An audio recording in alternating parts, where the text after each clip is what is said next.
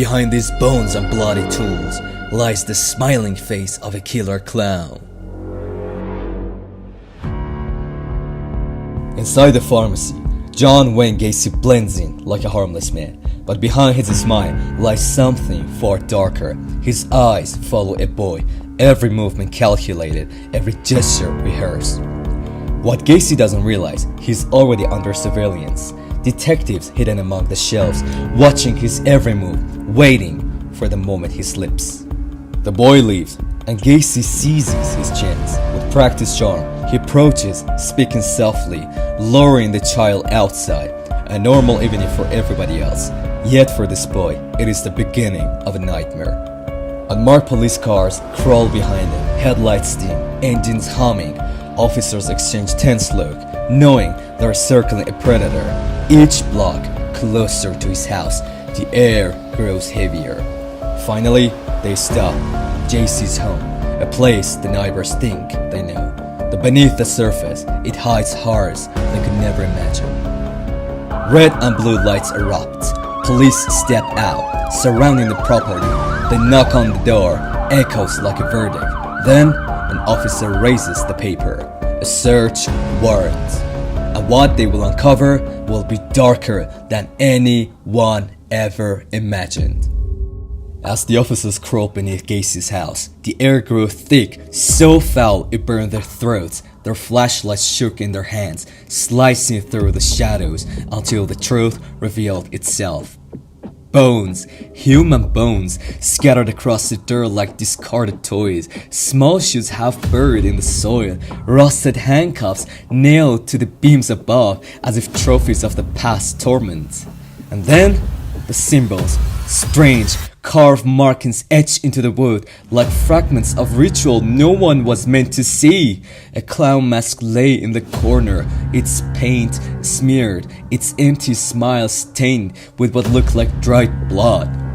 Every inch deeper pulled them further into hell. Shallow graves, plastic wrapped bodies stacked like forgotten objects.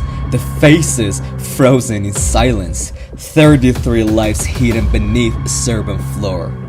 But the most disturbing discovery wasn't the bodies, it was the boxes. Boxes filled with the bones too small to belong to adults. Tokens, reminders of innocence stolen forever. This was no longer a crime scene, it was a nightmare crafted into reality. Inside the courtroom, silence weighed heavier than the chains. The families of the victims filled the benches, mothers clutching faded photographs, fathers gripping their fists so tight their knuckles turned white. Their eyes demanded answers, demanded remorse. But Gacy sat there smirking, dressed in a suit. He looked more like a businessman than a monster. He cracked jokes with his lawyers. He laughed as if 33 stolen lives were nothing more than the numbers on a page. The prosecutors laid out the hers, the handcuffs, the crawlspace, the shallow graves stacked one over another. Every detail pierced through the room like broken glass. Some parents broke down in tears, others stared at him with rage so deep it could kill. And still, no apology, no flicker of regret. Gacy claimed he was the victim of a conspiracy. He even bragged about his paintings of clowns, mocking the dead with every stroke of his brush. This wasn't just a trial, it was a stage where evil wore a smile and innocence was gone forever. On death row, Gacy revealed his final mask. He spent hours painting clowns, bright colors hiding unspeakable darkness. Each canvas was twisted reminder of the monster that lived inside him. But his cell was not just filled with paint and brushes, it was filled with secrets, letters bragging about the murders, sketches of the crawl space, mocking words that showed he never felt guilty, only pride. Even behind bars, Gacy was not haunted by his crimes, he was entertained by them. The room was cold, silent, as officials prepared the gurney. Metal straps clicked into place, waiting for the man who had once hidden behind the clown's smile. John Wayne Gacy was brought in, shackled yet calm. He lay on the table as if it were a stage, his final performance. Behind the glass, families of the murdered boys watch in silence. Some held back tears, others clenched their fists. The needle slid into his arms. The deadly chemicals began to flow. Gacy smirked one last time, whispering his final chilling words, "Kiss my ass." His chest rose, then still. Justice was served, yet the weight of his crimes left a question hanging in the air. How many secrets died with him? John Wayne Gacy was more than a murderer. He became a nightmare carved into Americans' memory. The killer clown, who once entertained children, now stands as a symbol of how evil can hide in plain sight. His crimes shatter the illusion of safety in suburban neighborhoods. Parents no longer trusted a smile, nor the friendly face next door.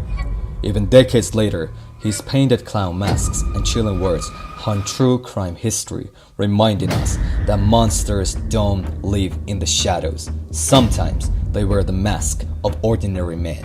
And the truth is what still terrifies us most.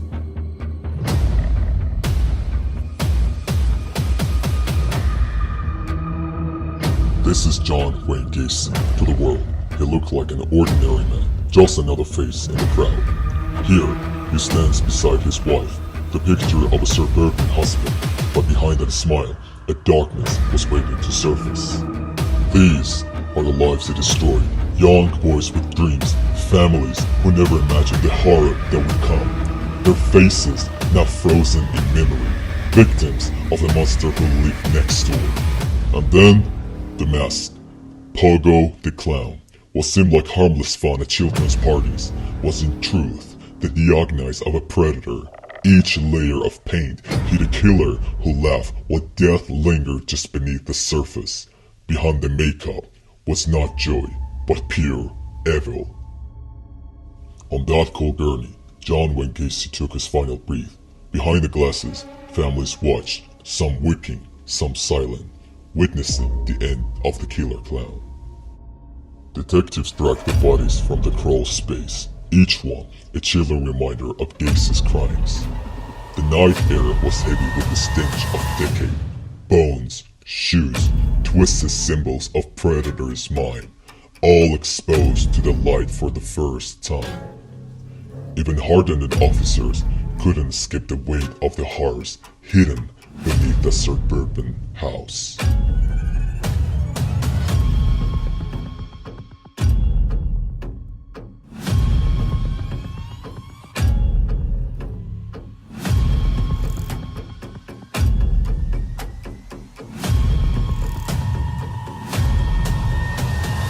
Don't forget to subscribe.